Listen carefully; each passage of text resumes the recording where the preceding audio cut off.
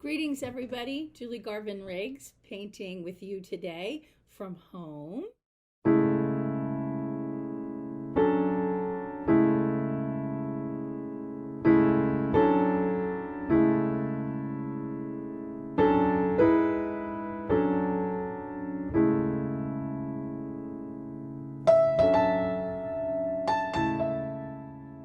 Going to be taking you through the steps of how to paint a winter scene painting. You all have a tutorial, 10 pages of how-to go with this that Dan will provide you with.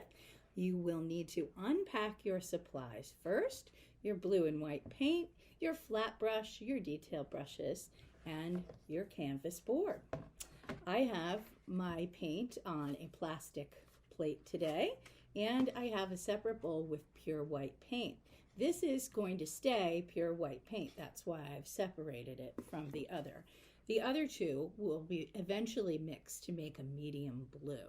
I've got my brushes ready at hand, some detail brushes, and my big flat brush. That's the most important brush today because we're going to be laying in our background layers, all three of them, with this brush side to side. It's a perfect brush for that nice side to side flat, really beautiful look. So we're going to get started.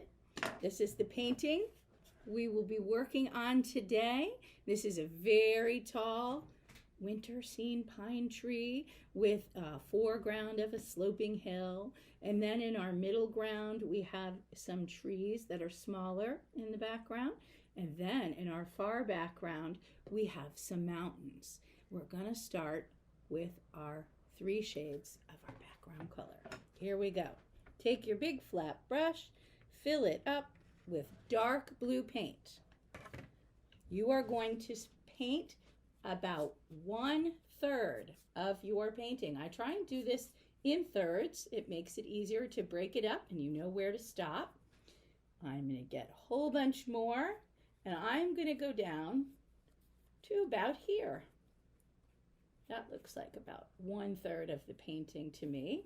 I'm going to keep adding some of that blue so that I really saturate and cover my canvas. I want it to be a very dark blue. This is the darkest part of our nighttime sky. All right. That's really dark blue. I'm going to let that sit for a second while I mix up my medium blue. I'm going to use the same brush. I'm going to take some white. I'm going to bring it to the middle. I'm going to add some more paint to that. I don't want it to be a lot lighter than the dark blue sky, just maybe a shade or two lighter than that dark blue sky, because this is a nighttime winter scene painting. All right, I've got a really good dark medium blue going right here.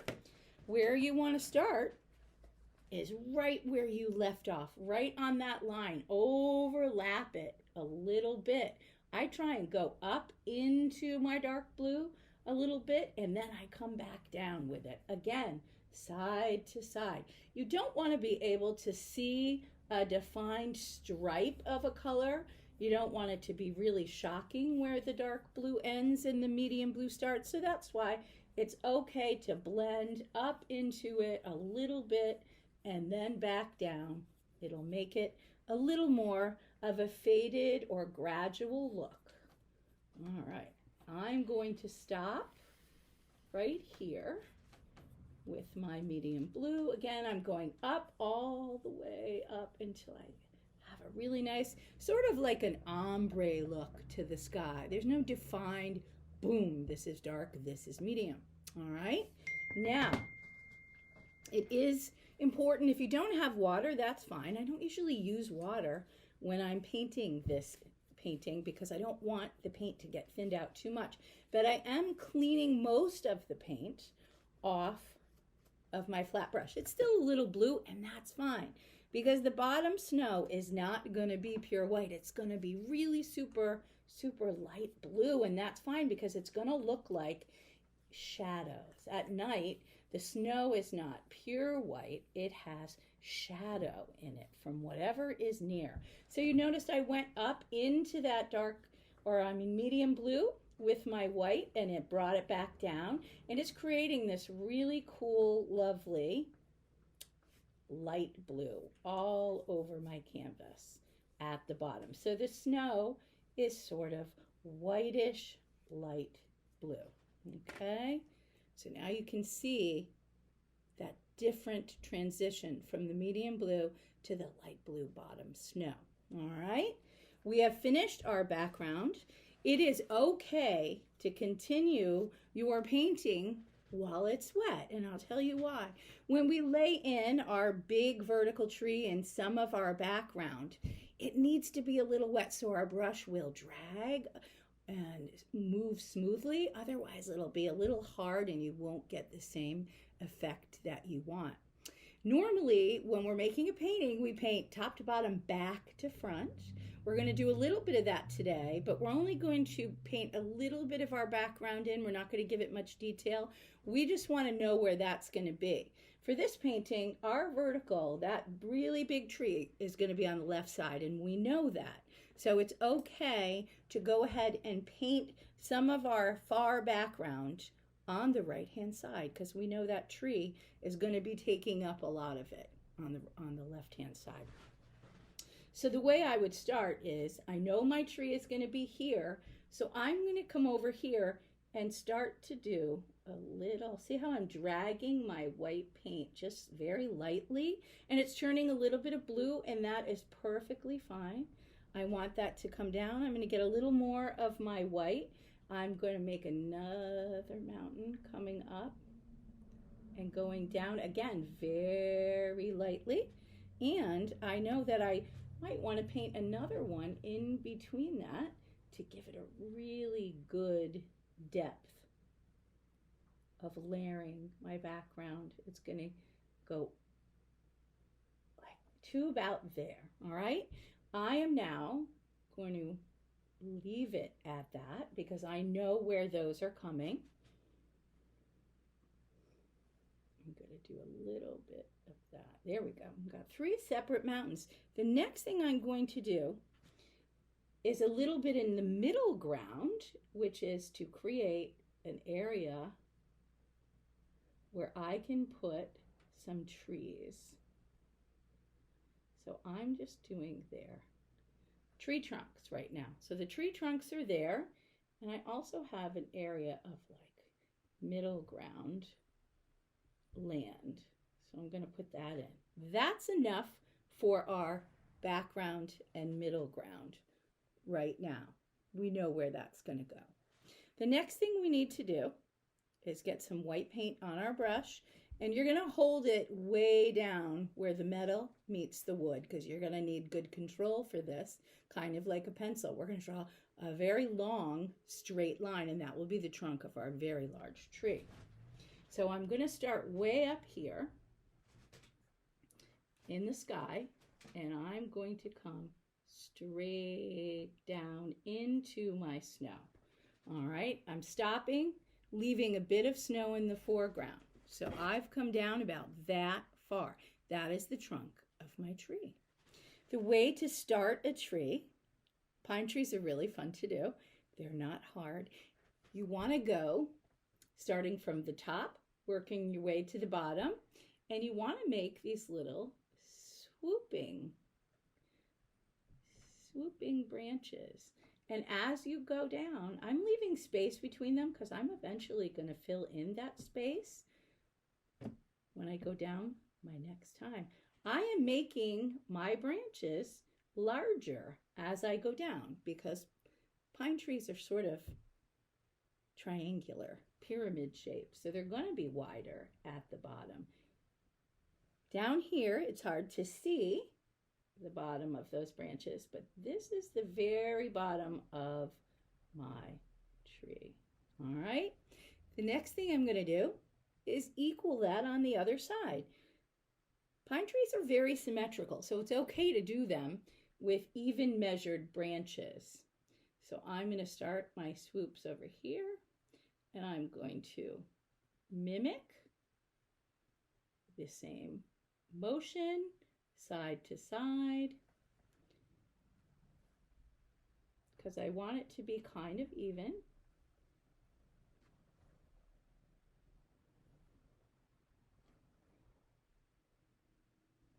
Now, it doesn't look like a very impressive tree right now, but we're going to get there. And it's all right that some of our branches are not pure white. They're a little bit blue. So what we're going to perceive, what we are going to have the viewer think is that we have a moon on this side of the night sky. So everything in our painting that is white is going to be brighter on the left-hand side. The tree will be a lighter white on the left-hand side. Our mountains, when we get back to finishing them, will be lighter on the right-hand side. And we're going to do that by adding a little bit of light blue to our shadowy side after we get the tree in. So I'm going to do a little more at the very top and start to fill in. I'm sort of filling in between each of my branches with a little more paint. I've got more paint on my brush and I'm filling it in. I've got more paint on this side because, again, this side's the side that's going to be in the light, in that beautiful moonlight that we can't see, but we're implying that it's there. Okay, so my brush with my paint is a little heavier, and I'm going in upward motions instead of downward motions on this side of my tree. We went in downward motions to make those original branches, but it's easier to glide upwards with that heavier paint than it is to come down with it. So we're just going to keep continuing until our tree starts to look like a tree. Not such a Charlie Brown Christmas tree anymore. It's looking like a pretty nice tree. So far, we're really filling that in. A little bit more. You're just going to keep filling until you're happy with how your tree is looking. It can be super fat, it can be super skinny, it could be somewhere in the middle. All right, we filled in pretty good here.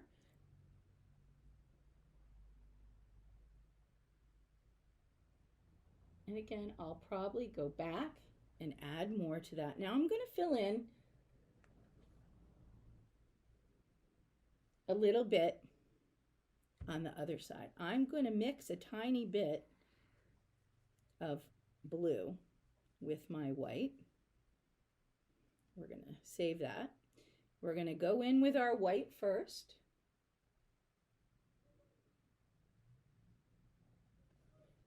And we're going to go down the tree. You can go up or down. I kind of prefer to go downward motion on the darker side of the tree.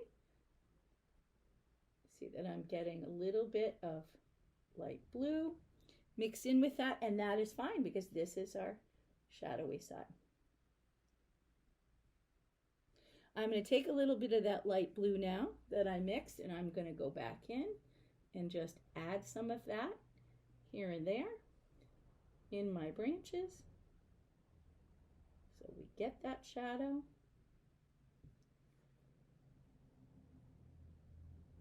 It's kicking up a little bit of the background that isn't dry yet, which is perfectly fine. You want that bluish tint to come through. So now you can see I have two sides of my tree. It's kind of a line in the middle. So since trees are 3D, they're not flat, we're now going to do the middle section of the tree. And that is kind of fun. It's a motion that comes down in the middle. So you're gonna make branches that come sort of straight down the middle.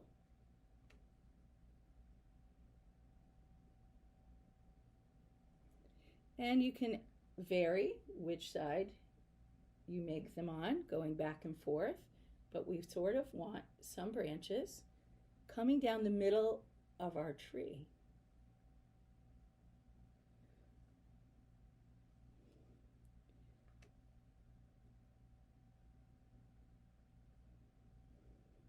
Don't be afraid to Get your brush in there. There's no wrong or right. It's all going to turn out fine. If you don't like a particular area, let it dry a little bit. Go back and revisit that. We will revisit this tree in a little while. All right, so we've got sort of branches going off to the left, branches coming down in the middle, sort of coming down at us. And then we've got our darker branches off to the side, going to the right in our shadow area. So there's a tree, a good start for our tree. I don't love the top, so I'm going to add just a few more tiny branches at the top. And if you would like a little shadow under your tree, you can add some of that blue paint and just paint in a little bit of a shadow area under where that tree is. Again, we know that the moon that no one can see is up here. So the shadow will be more to the right-hand side than the other side. But now we really know that that tree is sitting on some good fresh snow. We've got our tree in. I'm going to wipe off my brush. Actually, I'm going to grab another brush, and we're going to do a little bit of work in our background, okay? So we know, as I said before, our light source is over here. So we know that this side of our mountains will be lighter. So we're going to go in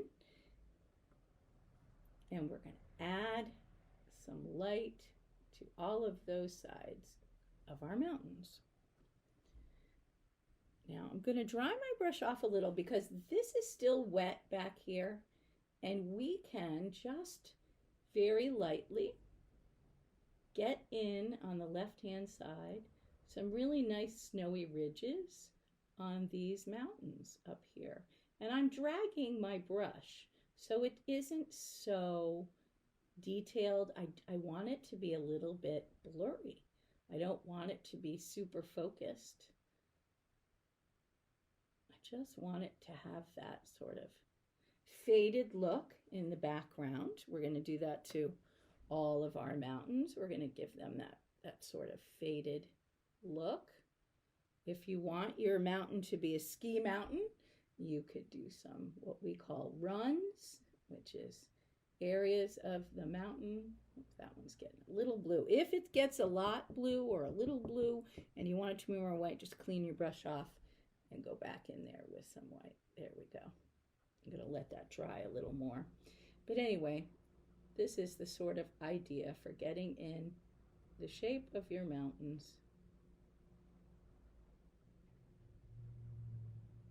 I can put a few runs in there so it looks like a ski mountain with some trails coming down. Another thing you can do, which is kind of fun, let's pretend it's a windy sort of winter night. You can get some of that wind blown snow by dragging it through the tops of your mountains, and it will look like a stormy, wintry night way up there in the sky. All right, so we've got our background mountains sort of in. You can always go back and do more detail, but while it's still a little wet in the background, we're going to go back to these trees. So I'm going to do the farthest tree in the background first. It's very easy to do quick trees. We're not going to pay too much attention to detail on these trees.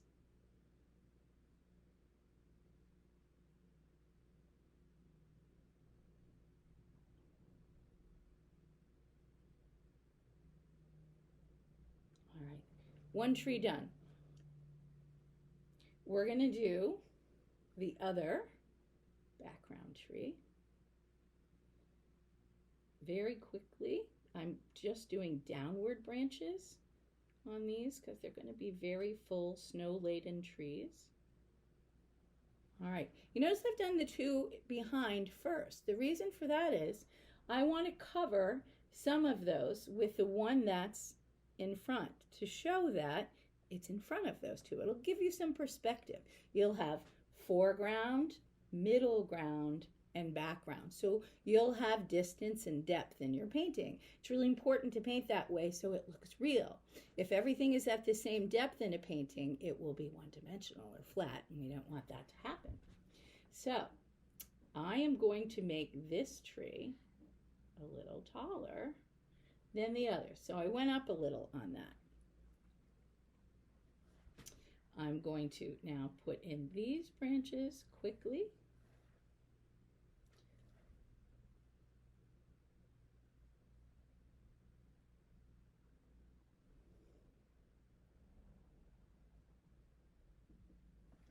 All right, so I know that one's in the front.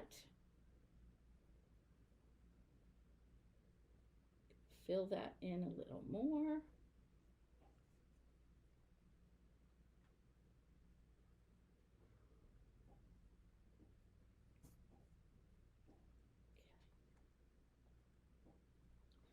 All right, I'm going to add a little blue shadow on this side of my trees, because that is the side in shadow. And I'm going to add a little to the centers and sides of my background trees, because I don't want them to be as white as my tree that's in the front. So again, I'm adding more white to this, because remember where the moon is. The moon sees this tree. It's out of the shadow of the trees behind it, so it's going to be brighter and whiter. I'm just filling it with a little more snow. So those branches look super heavy. It's been a really big snow. Got a lot of snow coverage on them. All right, and I'm going to add a tiny bit of white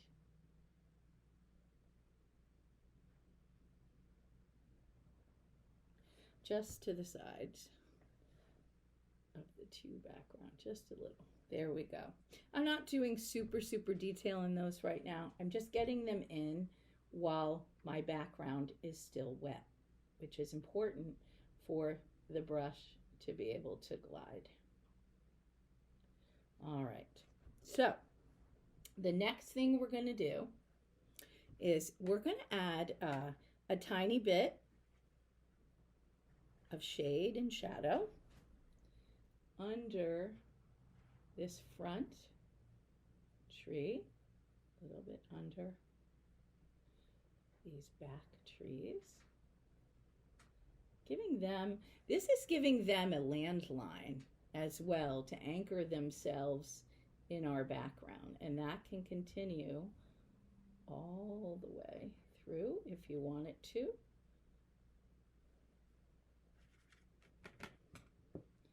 Just going to blur this a little more so it's not so crisp and clear. We're just perceiving that to go that way. Okay, so what we want to do lastly is to create another landline in our foreground with white, and it's sort of on this one, it's that hill that you see on the right hand side coming in and down under that pine tree. So we're going to put that in. We're going to get some white. It can be pure white because we already have some bluish white down there. We're going to start, I always like to start where it's going to end when I do this. So I'm going to have it end here and come up and slope gently like so. And then I'm going to fill it in a little bit with some fresh white snow. I'm not going to do the entire bottom like this, just this area. And the reason is, this is an area of land that has really wide open area for the moon to reflect on. If it's any closer to the tree, it's going to be in shadow. So we want our lightest part to be in the area that is out of shadow. So we're going to really make that lighter and have it coming down. Can even add more to this side.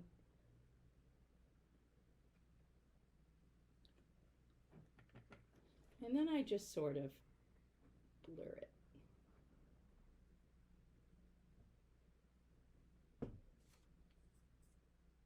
Because it's getting back into the shadow of that tree.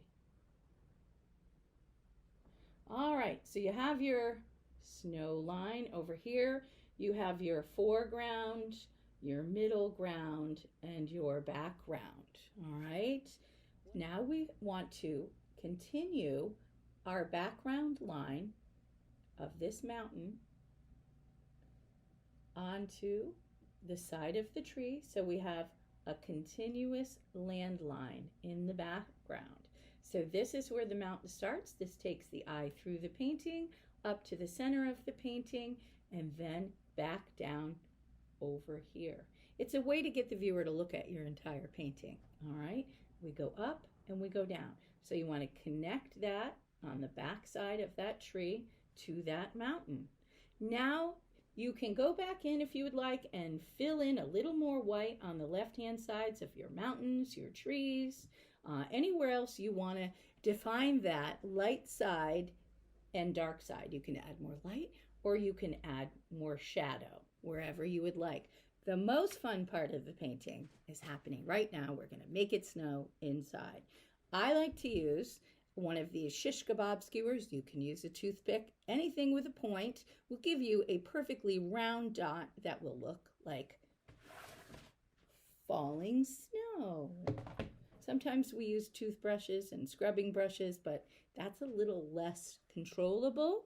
So for you guys, I think you'd probably have more fun putting in flurries of dots just by dipping your toothpick into your white snow. You can put them as spread out, as light, or as heavy, wherever you would like them. They look super, super great in our dark, dark sky. You're just going to continue doing that until you have a snowstorm happening in your painting. You can continue it wherever you want. And now, I know Dan has included some very special Swarovski crystal glitter in your painting kit. Now's the time when things are wet. If you want your trees to sparkle a little bit, you can see there's some crystal on here. Here's another one that has some sparkle on it. You can add some sparkle wherever you want it in your background.